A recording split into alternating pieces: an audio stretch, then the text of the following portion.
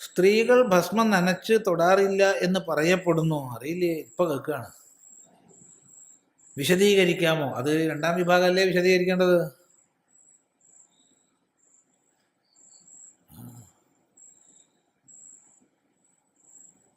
നനച്ച് തൊടാറില്ല.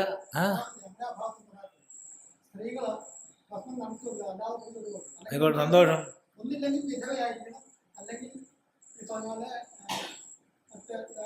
അപ്പൊ എന്താ അതല്ല, അതിന് കാര്യകാരണങ്ങളെ പറ്റിയാണല്ലോ ഇപ്പൊ ചോദിക്കണത്. അങ്ങനെ പറയപ്പെടുന്നുണ്ടെങ്കിൽ അത് അറിയില്ല, എന്തുകൊണ്ടാന്നുള്ളത് അറിയില്ല. അറിയുന്നവരോട് ചോദിക്കേണ്ടതാണ്. എന്താണ് അതിൻ്റെ ശാസ്ത്രീയമായ കാരണം, വല്ല ശാസ്ത്രീയതയും ഉണ്ടോ എന്ന് മനസ്സിലാക്കേണ്ടതാണ്.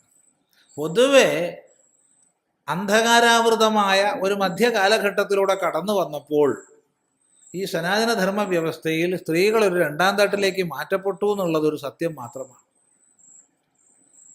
വേദമാതാവ് ശ്രുതി ഭഗവതി സ്ത്രീയാ, വിദ്യയുടെ അധിദേവത സ്ത്രീയാ, ശക്തിയുടെ അധിദേവത സ്ത്രീയാ, ഐശ്വര്യത്തിൻ്റെ അധിദേവത സ്ത്രീയാ. വേദത്തിൽ ഋഷിമാരോടൊപ്പം എത്രയോ ഋഷികമാരുണ്ട്, മന്ത്രദ്രഷ്ടാക്കളായിട്ട്, യോദ്ധാക്കളായിട്ട് സ്ത്രീകൾ വേദത്തിലുണ്ട്. ഋഗ്വേദ സംഹിതയിൽ യോദ്ധാവായിട്ടുള്ള സ്ത്രീയുണ്ട്. യോദ്ധാവ് മാത്രമല്ല, യുദ്ധത്തിൽ വെച്ചിട്ട് കാല് മുറിക്കപ്പെട്ടു കുതിരപ്പുറത്ത് യുദ്ധം ചെയ്യുന്ന സമയത്ത്, എന്നിട്ട് ലോഹം കൊണ്ടുള്ള കാല് വെച്ചിട്ട് പിറ്റേന്ന് യുദ്ധത്തിന് വന്നിട്ടുണ്ട്. പിറ്റേന്ന് സർജറി കഴിഞ്ഞിട്ട്. നമുക്കൊക്കെ കാലിനൊരു സർജറി കഴിഞ്ഞാൽ എത്ര വിശ്രമിക്കണം, അതൊന്നും കണക്കാക്കിയില്ല. പിറ്റേന്ന് തന്നെ യുദ്ധത്തിന് വന്നത്. അങ്ങനെയുള്ള സ്ത്രീ രത്നങ്ങളെക്കുറിച്ച് വേദം പറയുന്നുണ്ട്.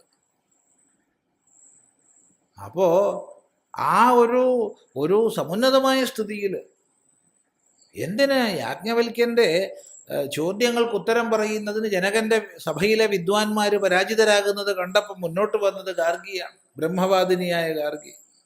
നിങ്ങൾ വെറുതെ ഊർജം കളയണ്ട, മിണ്ടാണ്ടിരുന്നോളിൻ, ഞാൻ ചില ചോദ്യം ചോദിക്കാം, അതിന് ഇയാൾ ഉത്തരം പറയുകയാണെങ്കിൽ പിന്നെ നിങ്ങൾ വെറുതെ ചോദിച്ചിട്ട് ക്ഷീണിക്കാൻ നിൽക്കണ്ട എന്ന് പറയാൻ മാത്രം തൻ്റെ ഇടമുള്ളൊരു ബ്രഹ്മവാദിനിയാണ്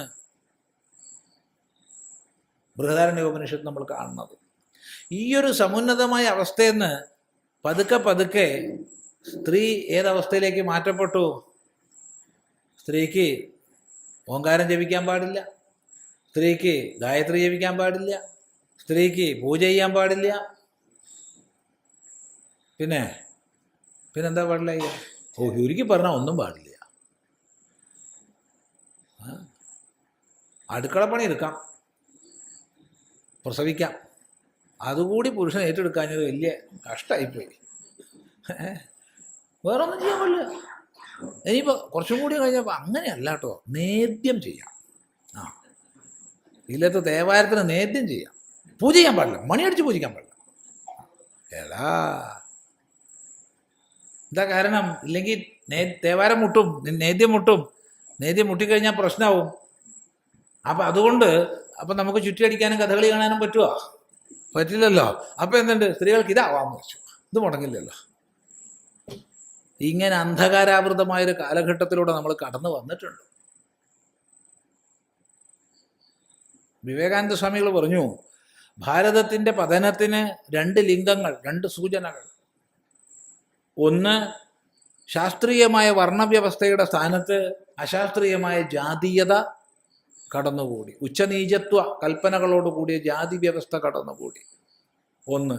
രണ്ട്, സമുന്നതമായ സ്ഥാനത്തിലുണ്ടായിരുന്ന സ്ത്രീകൾ രണ്ടാം തട്ടിലേക്ക് മാറ്റപ്പെട്ടു. ഭാരതം ഉയരണമെങ്കിൽ ഈ രണ്ടും തിരുത്തപ്പെടണം.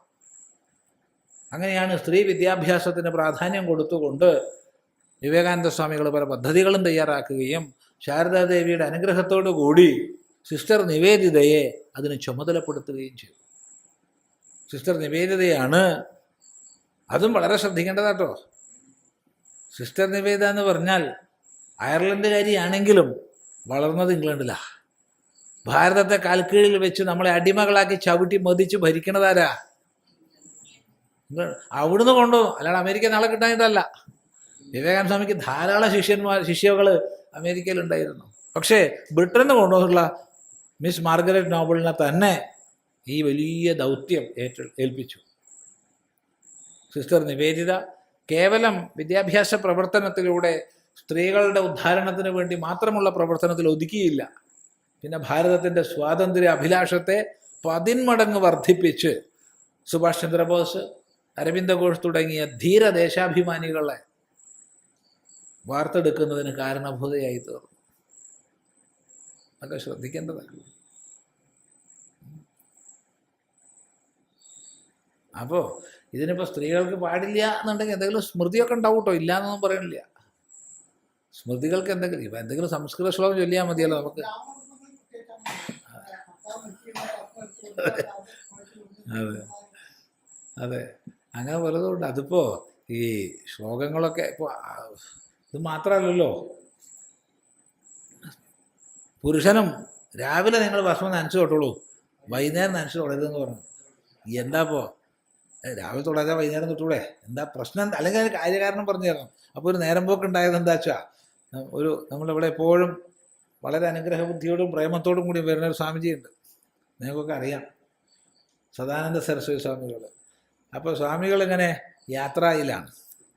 അങ്ങനെ യാത്രയിലായൊരു ക്ഷേത്രത്തിനോടനുബന്ധിച്ചുള്ള കുളത്തിൽ വൈകുന്നേരം കുളി കഴിഞ്ഞ് നല്ല ഭസ്മം എടുത്ത് നല്ല വെള്ളം ചേർത്ത് അങ്ങോട്ട് തൊടാൻ പോവുക. അപ്പോൾ അവിടെ ആ അമ്പലക്കുളത്തിൽ 2 പേര് ചോദിച്ചു, അല്ലപ്പോൾ ഈ വൈകുന്നേരം ഭസ്മം നനച്ച് തൊടാൻ വഹിക്കുമോ? പിന്നെ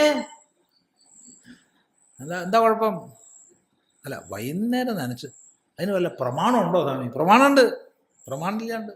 ഭസ്മലേപം സദാ കുര്യാത് ന കഥാപ്യുതകം വിന ആശൗചകാലേ സംപ്രാപ്തേ ധാരയേതുതകം വിന. ഭസ്മം എന്നും തൊടണം, ആ വെള്ളം കൂട്ടി തന്നെ തൊടണം. ആശൗചം വന്നു കഴിഞ്ഞാൽ വെള്ളം കൂട്ടി തൊടരുത്. സന്യാസിക്ക് ആശൗചം വരുമോ? ഇല്ല. അപ്പോൾ സന്യാസിക്ക് എന്നും എപ്പോഴും. അപ്പോൾ ഇത് നമ്മൾ കേട്ടിട്ടുണ്ട് ഈ പ്രമാണം. ഒരാൾ എവിടെ കേൾക്കാൻ അപ്പം ഉണ്ടാക്കി ചൊല്ലിയതാ. ഇത് നമ്മൾ കേട്ടിട്ടുണ്ട് ഈ പ്രമാണം എന്നാ ഒരാൾ പറഞ്ഞത്. ഇത് ഞാൻ കേട്ടിട്ടുണ്ട്, ചെറുപ്പത്തിൽ കേട്ടിട്ടുണ്ട്. അപ്പം സ്വാമി ഉണ്ടാക്കി ചൊല്ലിയതാ, പിന്നല്ലേ കേൾക്കണം. ഇങ്ങനെയൊക്കെ പല കൂട്ടമുണ്ട്. പോയി എവിടെ എത്തിയെന്നറിയോ?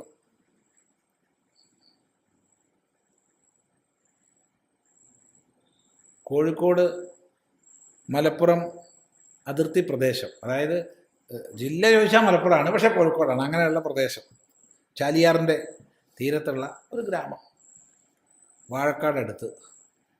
അപ്പോൾ അവിടുത്തെ ഒരു പരമ്പരാഗത നമ്പൂതിരി ഇല്ലത്തിൽ പല ക്ലേശങ്ങളും പല വിഷമങ്ങളൊക്കെ ആയിട്ട് അഷ്ടമംഗല പ്രശ്നം വെച്ചു. അങ്ങനെ അഷ്ടമംഗല പ്രശ്നം വെച്ച് ജ്യോത്സ്യരുണ്ട്, കുറച്ച് 2-3 പേരുണ്ട്. അങ്ങനെ വിചാരം ചെയ്യാണ്. അപ്പോൾ ഇവിടെ ഒരിക്കലും പാടില്ലാത്ത എന്തോ ചില അനർത്ഥങ്ങൾ നടക്കുന്നുണ്ട്. അതാണ് ഈ വീട് ക്ഷയിക്കാൻ കാരണമായിട്ടുള്ളത്. അപ്പോൾ എന്താണ് ഈ അനർത്ഥം എന്ന് ചർച്ചയായി. അങ്ങനെ ചർച്ചയായി എന്താ നിഗമനത്തിലേക്ക് എത്തിയെന്നറിയോ? ഇവിടുത്തെ സ്ത്രീകൾ ലളിതാ സഹസ്രനാമം ജപിക്കുന്നുണ്ട്, അതാണ് അനർത്ഥം. അതാണ് ഇല്ലം മുടിയാൻ കാരണമായത്. ആലോചിച്ച് നോക്കൂ. അങ്ങനെ ഇവർ നമ്മളുമായിട്ട് ബന്ധപ്പെടുന്നവരാ, അവിടെയുള്ള അമ്മമാരാ. അപ്പം അവിടെയുള്ള പുരുഷന്മാർക്കൊക്കെ വലിയ സന്തോഷമായി. ഞങ്ങൾ അന്നേ പറഞ്ഞതാണ്, എന്ത് അങ്ങനെയാണല്ലോ നമ്മൾ പറയുക. പുരുഷന്മാർക്കൊക്കെ വലിയ സന്തോഷമായി, അമ്മമാർക്ക് വലിയ വിഷമവും വിരോധവും ഒക്കെ ആയി. എന്നാൽ ഇയാളോടൊന്ന് ചോദിക്കണം, അപ്പം എന്താ വേണ്ടു എന്നായി. അപ്പോൾ അവിടുന്ന് നമ്മളിവിടെ ബന്ധപ്പെടുന്ന ഒരാളുണ്ട്. അപ്പം അദ്ദേഹം മുഖേന ഞങ്ങൾക്ക് പെട്ടെന്ന് തന്നെ സ്വാമിയെ കാണണം, അത് വന്നോളൂ പറഞ്ഞു. അത് പ്രശ്നം രാത്രി തന്നെ അവർ വന്നു. ഇവിടെ 5-6 പേരുണ്ട്. ഇങ്ങനെ സംഭവം ഉണ്ടായി, എന്താ ചെയ്യേണ്ടത്? ഞാൻ പറഞ്ഞു ഒന്നും വേണ്ട, അദ്ദേഹം നാളെ അദ്ദേഹത്തോട് വരുമ്പോൾ ഒരു സംശയം ചോദിക്കാണ്ട് പറയുക. എന്താ സംശയം? 1, ലളിതാ സഹസ്രനാമം ആരാണ് കണ്ടുപിടിച്ചത്? ഇതാരാണ് ഇതിൻ്റെ ഋഷി? അത് പറഞ്ഞു തരണം.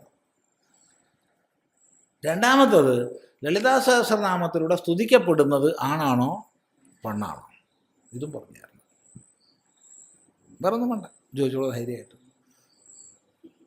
എന്നിട്ടും അവർ ഈ ലളിതാ സഹസ്രനാമം ജപിക്കാൻ പാടില്ല എന്നാ പറയണമെന്ന് വെച്ചാൽ നമുക്കൊരു വിദ്വൽ ചർച്ച വയ്ക്കാം.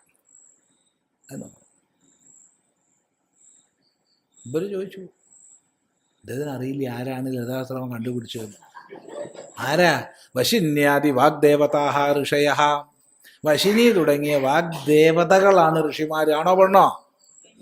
അപ്പം പെണ്ണ് കണ്ടുപിടിച്ചതാണ്. കണ്ടുപിടിച്ചത് പെണ്ണാ. ഇനി ഇവിടെ സ്തുതിക്കപ്പെടുന്നതോ അതും പെണ്ണാ അല്ലേ? ഈ നോക്കൂ, ഇപ്പോൾ ഒരു പെണ്ണിൻ്റെ പേര് ഒരാണിരുന്ന് ഇങ്ങനെ പറയാൻ വിചാരിച്ചോളൂ, ഒരു കുഴപ്പമില്ല. ശ്രീമാതാ ശ്രീമാതാ ശ്രീമാതാ എന്ന് പറഞ്ഞാൽ വലിയ കുഴപ്പമില്ല. നേരം കുറച്ച് 1000 പെണ്ണിൻ്റെ പേര് ഒരാളിരുന്ന് ഇങ്ങനെ പറയാൻ വെച്ചാൽ വല്ല സുഖമുണ്ടോ? ഉണ്ടോ? എന്താ അഭിപ്രായം? ശ്രീമാതാ, കുറച്ച് നേരം ശ്രീ മഹാരാജ്ഞി, ശ്രീമ സിംഹാസനേശ്വരി, ചിദഗ്നികുണ്ഠ സംബോധ, ദേവകാര്യ സമുദ്യത, ഇല്ലേ, ഉദ്യദ്ഭാനു സഹസ്രാഭ. അങ്ങനെ ഒരു സുഖല്യത്. സുഖല്ലേ സ്വാമി? ആനന്ദമാണേ, നല്ല സുഖമാണ്, ആനന്ദമാണ് ഭഗവതിയുടെ നാമം ജപിച്ചാൽ. വേണ്ട എന്നല്ല പറഞ്ഞത്. പക്ഷെ ഇങ്ങനെ പറയണവരോട് അങ്ങനെയാ മറുപടി പറയേണ്ടത്. അപ്പോൾ ഭസ്മം നനച്ചു തൊടാൻ പാടില്ല, പൂജ ചെയ്യാൻ പാടില്ല, മന്ത്രം ജപിക്കാൻ പാടില്ല. നാരായണായ എന്ന് ജപിച്ചോളൂ, കുഴപ്പമില്ല കേട്ടോ. ഓം നമോ നാരായണായ ജപിക്കരുത്. നമശിവായ ജപിച്ചോളൂ, ഓം നമശിവായ ജപിക്കരുത്. അതൊക്കെ ഞങ്ങൾക്ക് ആണുങ്ങൾക്ക് ഉള്ളതാ. ഇത് ഒരു എന്താ പറയുക,